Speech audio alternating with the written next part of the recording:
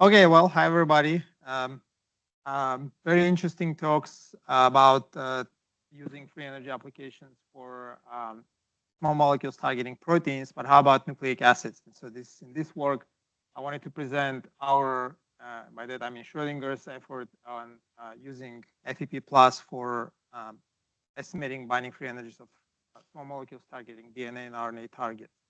So as we all probably heard, the RNA is considered to be what's called one of the upcoming new modalities. This is an image that I took out from this publication over here that nicely reviews the small molecules binding to RNA in this case, the diversity of RNA structures as well as the functions that they conduct. But what's interesting about this figure is this bottom here, which shows that the percentage of genome that's being translated. So the percentage of genome that's being translated to proteins is about 1.5%, whereas that percentage for RNA is about 75%. And the number of protein targets in genome is about 20,000, whereas for RNA, the known ones are about 50,000. So RNA is definitely underexplored compared to proteins. And there are very few examples of small molecules targeting RNA that are listed here that are approved by FDA. And none of them were discovered using structure-based methods as shown here. And so obviously we hope that the improving computational tools can help with this. Now, since I'm the first one talking from Schrodinger, I'll use the opportunity to show the Schrodinger's FEP plus. And so we all here heard about the relative and absolute binding free energy and relative binding free energy calculations. We transform a ligand A alchemically to ligand B, whereas in absolute binding free energy, we alchemically introduce the ligand into protein apostate. And so these are the thermodynamic cycles that had been shown by previous speakers very nicely, and the video cannot be played here, but that's okay. It was just showing the dynamics of this happening. So within Schrodinger, we use FEP plus, and one of the advantages of FEP plus is its domain of applicability. And here we see that one of the first examples was this neutral transformation of ligand A to ligand B, let's say in this case, displacing a water molecule. However, over the past 10 or 15 years, we've also implemented various other improvements within Schrodinger, such as charge changing transformation, scaffold hopping, macrocyclization, fragment linking, as well as using pKa to do the correction for deltages of binding. FEP plus, in addition, also uses various thermodynamic cycles, depending on the domain of applicability. We have the standard relative binding free energy, covalent FEP, solubility FEP, absolute binding FEP, which we'll talk about later in this talk, as well as various cycles for protein FEP, so mutating protein amino acids, protein stability, FEP affinity, as well as selectivity, where we mutate the residue within the binding site and assess the affinity of the ligand with respect to that mutation. And so for proteins, FEP has been shown to be very powerful. FEP plus, both prospectively and retrospectively. And so we see that the accuracy prospectively, both ME and RMSE are about 1 kcal per mole. This is applied to many targets and ligand series prospectively. And then here we're showing that the accuracy is approaching experimental accuracy, meaning that if you use the two experimental techniques for the same data set, you get an accuracy of about 1 kcal per mole, and FEP is approaching that level of accuracy as well. So this is all great for proteins. And so as I mentioned, we wanted to see how FEP performs for RNA binding small molecules. And so that's where we embarked in this project. The talk will be divided into several portions here. We'll talk about some improvements we made for OPLS4. We'll look into what the overall statistics is for the data set that we studied. Some interesting examples of perturbations that we observed within the binding site of DNA RNA targets. we'll look into some best practices that we learned by studying these systems, as well as we'll touch on improvements on ABACP for small molecules targeting RNA and DNA. So let's start with the force field improvements. Several improvements that were done in parameterizing OPLS force field for DNA and RNA targets. We'll start from partial charges, which were optimized against quantum mechanically derived charges. And so here we're showing the overall performance for backbone partial charges, as well as the side chain within the DNA RNA nucleotides. We see that in OPLS4, relative to the previous versions of OPLS, the root mean square error of fitting molecular mechanics charges to quantum mechanics is much better. And so that's for partial charges. We also looked into parameterizing the torsional angles for nucleotides, all 7 torsional angles. And we also parameterized in nucleic acids what's also important, the sugar packering. And so we used what's called pseudo-phase angle to do parameterization of these 5 torsions in the sugar ring. So the more details are described in the paper that we published. So we then used those parameterized force field PLS4 to look into how the structures perform in the molecular dynamics. So here we're showing several different examples. This is a bDNA, an aDNA structure, an RNA duplex, and then an RNA hairpin structure. And so here we're showing simulations down from about 200 to 1 microsecond. These are an average of triplicates. And we see pretty good statistics where the RMSD is fluctuating around 2 angstrom. For nucleic acids, it's also important to look into some geometric parameters specific to those. So for RNA, DNA, we have things like the distribution of torsions, as well as those pseudo-phase angles for sugar packering. We looked into the experimental, which is shown in green here, and then in blue, we're showing the OPLS4 derived distributions from simulations. We see pretty good agreement with experimentally derived distributions. And then another geometric parameters that are specific for DNA RNA are these base pair parameters, such as tilt, roll, twist, slide, etc. So we looked into those as well.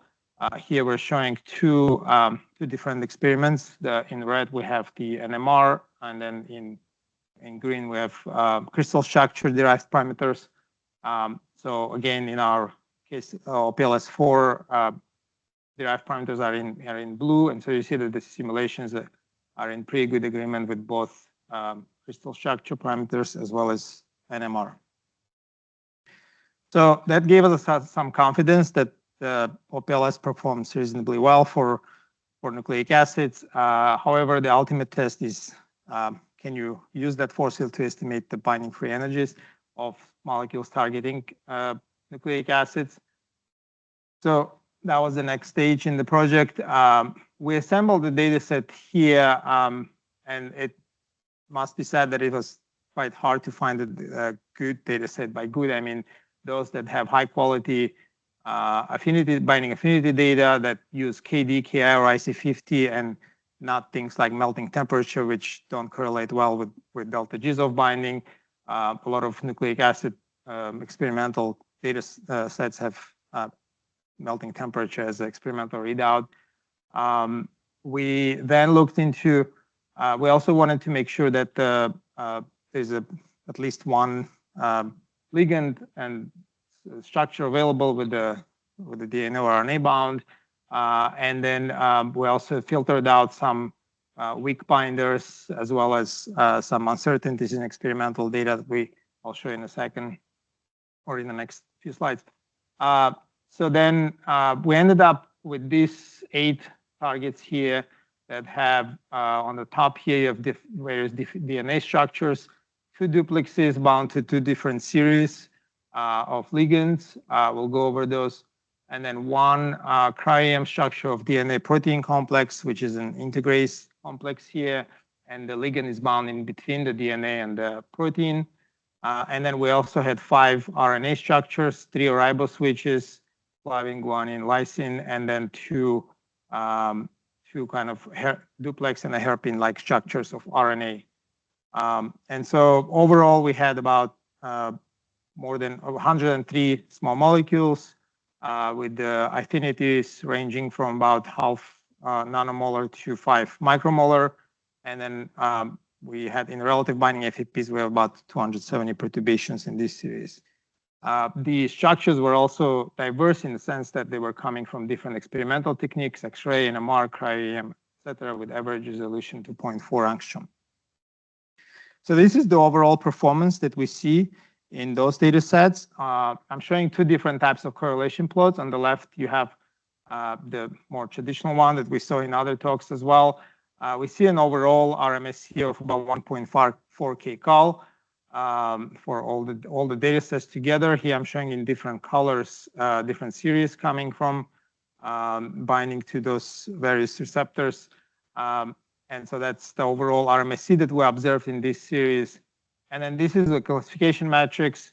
If we set our KD to about 100 nanomolar, we get an accuracy of 85%, meaning that if you're working on designing compounds that target DNA, RNA, using our statistics so far, you can confidently believe that 8 or 9 out of 10 compounds will be predicted accurately with FEP+. Further, if we divide the targets by RNA and DNA, we see that RNA statistics is slightly better, about 1.2 kcal, whereas DNA is 1.6. We think this is because in this particular data set that we studied, the RNA binding sites were more distinctly defined. They were more kind of protein-like, whereas DNA were minor groove binders and DNA protein complexes in the interface.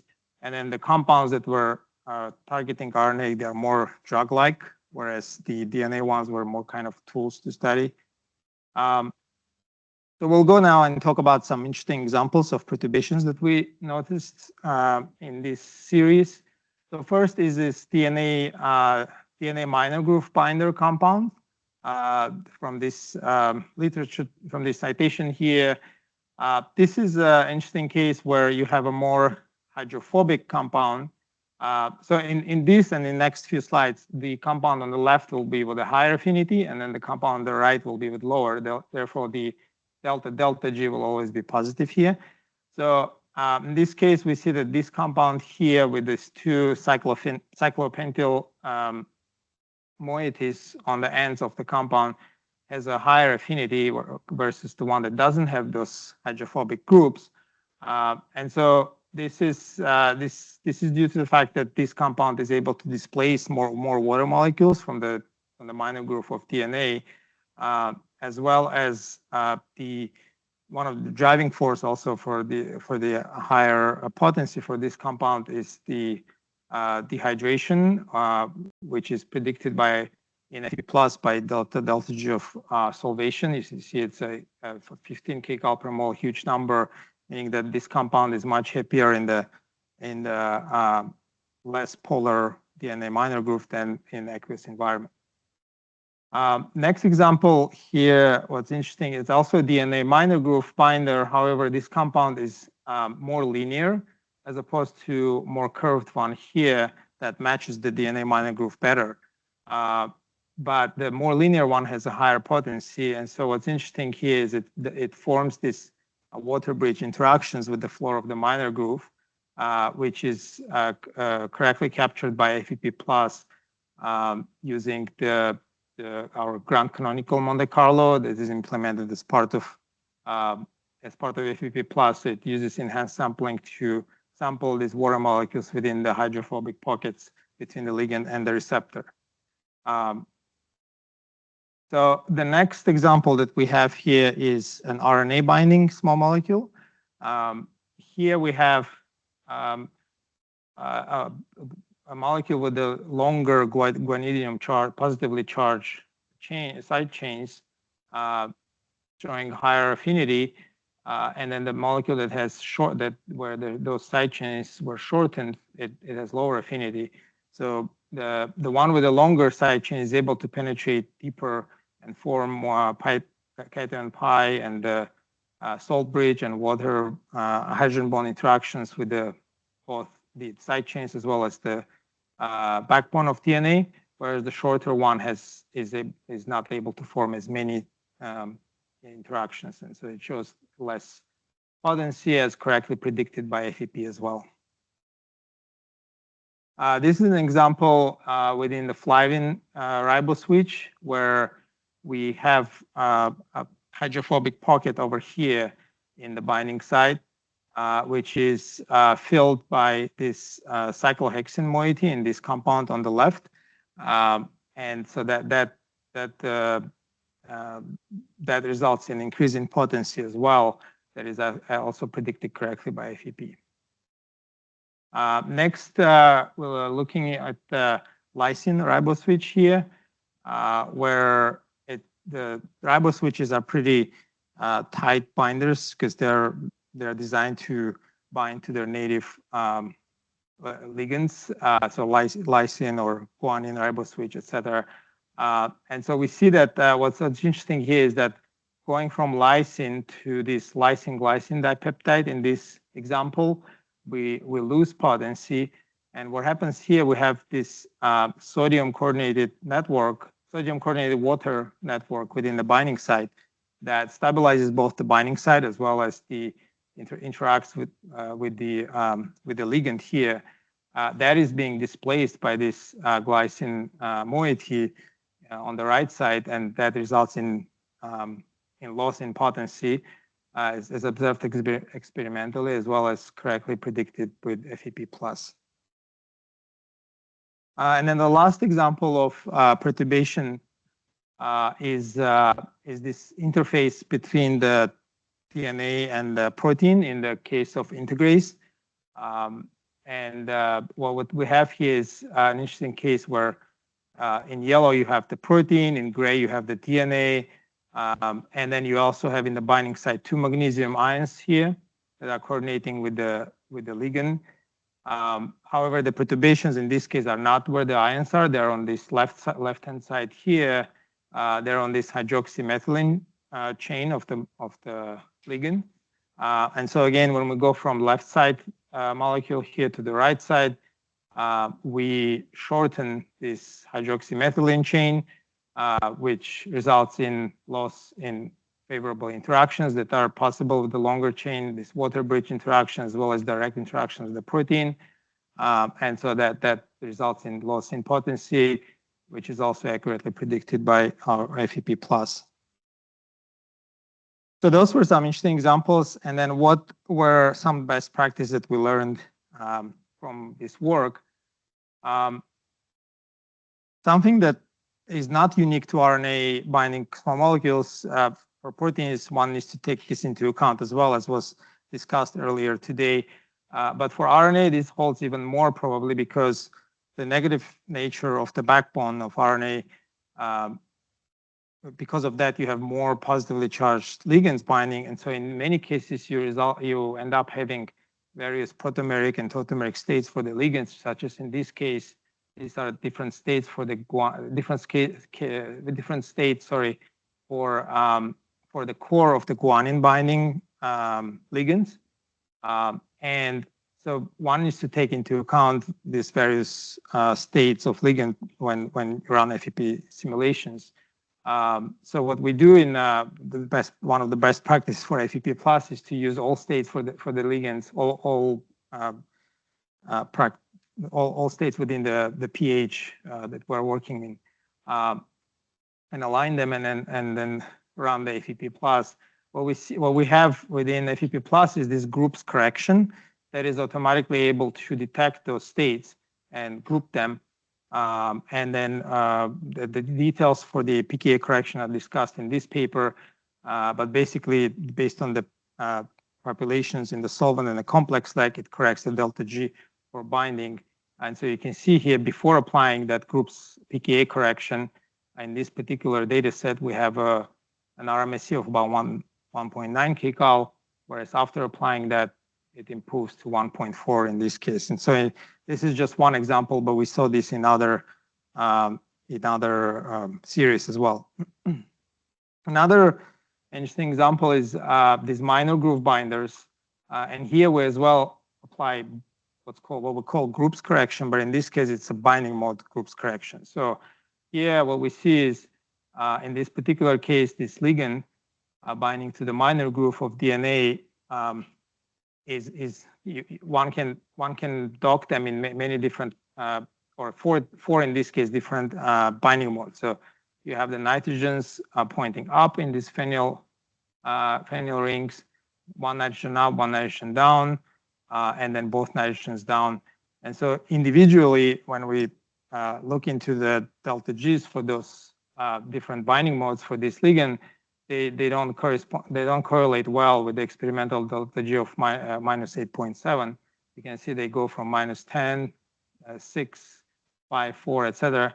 However, after applying that binding mode correction within FEP plus, which is described in this paper here, we see much better correlation with the experimentally derived delta Gs. And then I talked about the difficulty of finding experimental data sets. One of the reasons is because, and this is probably true for protein cases as well, the different experimental techniques, such as in this case, the IC50 derived values, as well as KI or KD, I believe here, in many cases don't result in good correlation between the two experimental derived techniques. And so we excluded those series as well. And we only use those that have decently well correlation. So I'll skip this for the sake of time for now. But another best practices within FEP plus is using force field builder, which uses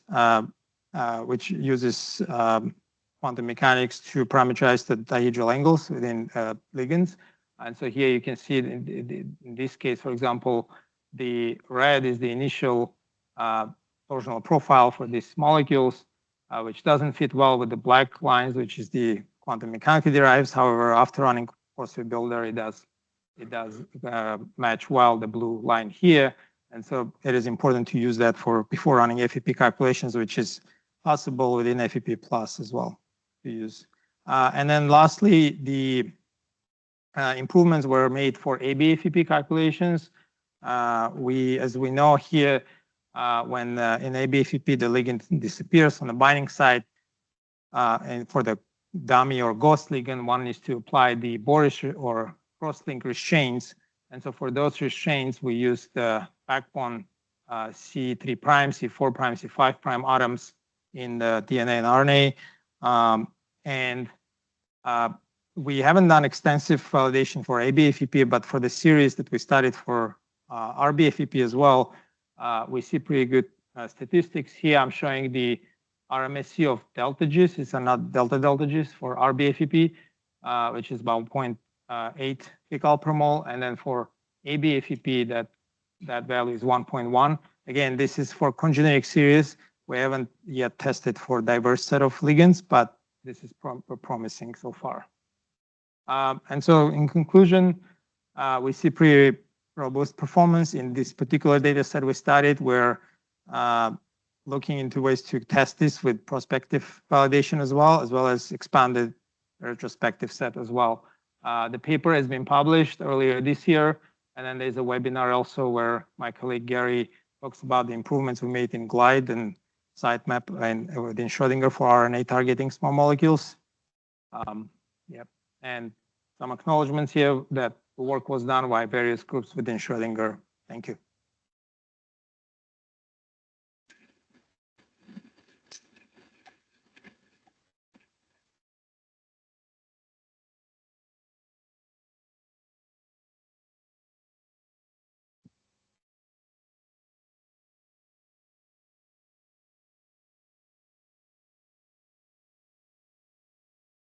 Yeah, that's the slide I skipped actually.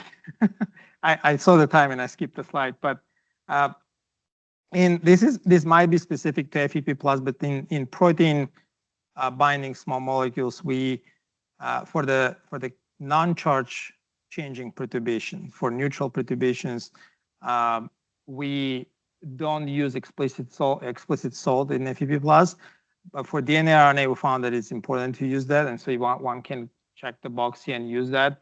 We see that using explicit salt concentration in DNA RNA results in much better RMSE statistics.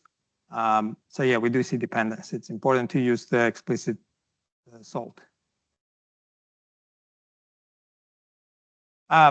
We haven't looked at the type of salt or the concentration yet, but we just use the physiological sodium chloride so far.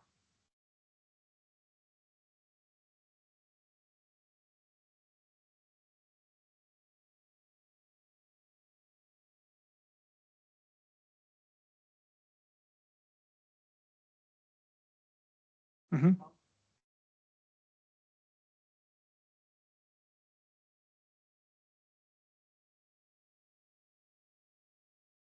So we haven't tried water map, and I think we are working to implement improvements in water map for the RNA. It's true that some of the cases I showed were using hydrophobic pockets, but in some other cases, for example, here these are binding to the backbone charge part of the RNA, and so. Yeah, it might have been just a coincidence that some of the examples I showed were hydrophobic pockets, but we do have cases where it binds the negatively charged backbone as well.